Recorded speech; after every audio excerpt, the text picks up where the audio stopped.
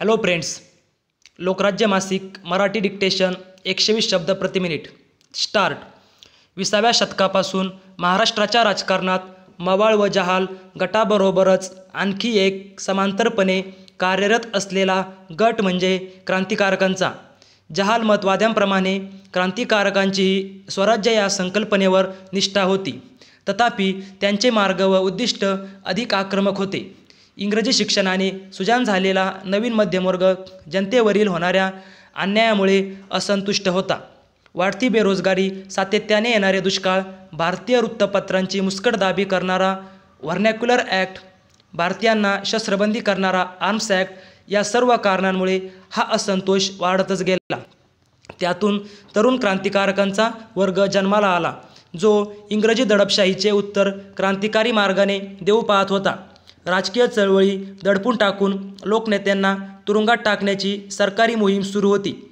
त्या पार्श्वभूमीवर भूमिगत राहून क्रांतिकार्यात सहभागी होणाऱ्यांमध्ये महाराष्ट्रातील अनेक क्रांतिकारक आघाडीवर होते. परिच्छेद. क्रांतिकारकांच्या पहिल्या फळीत होते भारताचे आद्य क्रांतिकारक, महाराष्ट्राचे सुपुत्र वासुदेव बळवंत फडके. 1857च्या बंडानंतर सुमारे 25 वर्ष महाराष्ट्रात शांतता होती.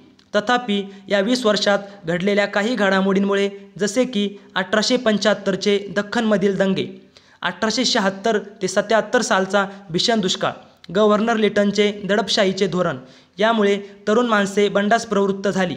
त्यातीलच एक म्हणजे वासुदेव बळवंत फडके. छत्रपती शिवाजी महाराजांसारखे लोकोत्तर कार्य करण्याच्या कल्पनेने झपाटलेल्या फडक्यांनी 1879मध्ये ब्राह्मण, रामोशी, कोळी, मांग, महार, मुसलमान अशा 18 पगड सहकाऱ्यांच्या मदतीने पुण्याच्या परिसरात दरोडे घालण्यास सुरुवात केली व इंग्रजी सत्तेला आव्हान दिले.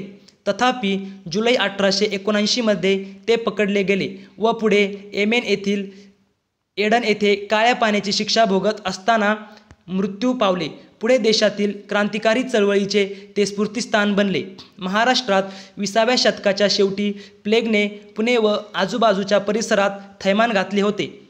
या रोगाने हजारो लोक मृत्युमुखी पडले. त्यामुळे सरकारने प्लेग रिलीफ कमिटी नेमली. या कमिटीचा प्रमुख W.C. रँड होता. रँड प्लेगने त्रस्त जनतेशी निर्दयीपणे व उर्मटपणे वागत असे. अल्पावधीतच लोकांमध्ये त्याच्याबद्दल द्वेष वाढीस लागला. त्यामुळे आधीच क्रांतिकारक चळवळीमध्ये अग्रेसर असणाऱ्या दामोदर व बाळकृष्ण या चाफेकर बंधूंनी रँड व लेसी आयर्स्ट यांना गोळ्या घातल्या. पुढे त्यांच्या खटल्यादरम्यान त्यांचा तिसरा भाऊ वासुदेव व त्यांचा मित्र रानडे यांनी माफीचा साक्षीदार असलेल्या रामचंद्र व गणेश यांची हत्या केली. शेवटी चाफेकर बंधू व रानडे यांना अटक होऊन फाशीची शिक्षा झाली. चाफेकर बंधूंच्या बलिदानामुळे तसेच लोकमान्य टिळकांनी चालवलेल्या चळवळीमुळे प्रभावित झालेल्या शाळकरी विद्यार्थ्यांनी व तरुणांनी 1899 ते 1909 या दशकात ठिकठिकाणी गुप्त संघटना सुरू केल्या. त्यापैकी सर्वात महत्त्वाची म्हणजे नाशिकच्या सावरकर बंधूंची अभिनव भारत ही संघटना. गणेश उर्फ बाबा सावरकर व विनायक उर्फ तात्या सावरकरांच्या या गुप्त संघटनेचे अल्पावधीतच महाराष्ट्रात जाळे पसरले. त्यांच्यामुळे महाराष्ट्रातील क्रांतिकारी चळवळ शिगेला पोहोचली, ज्याचे पर्यवसन नाशिक येथे अनंत लक्ष्मण कान्हेरेंनी केलेल्या जॅक्सन याच्या खुनात झाले. कान्हेरेंना पकडून फाशी झालीच, पण या गुन्ह्यामध्ये विनायक सावरकरांना पकडले गेले. स्टॉप.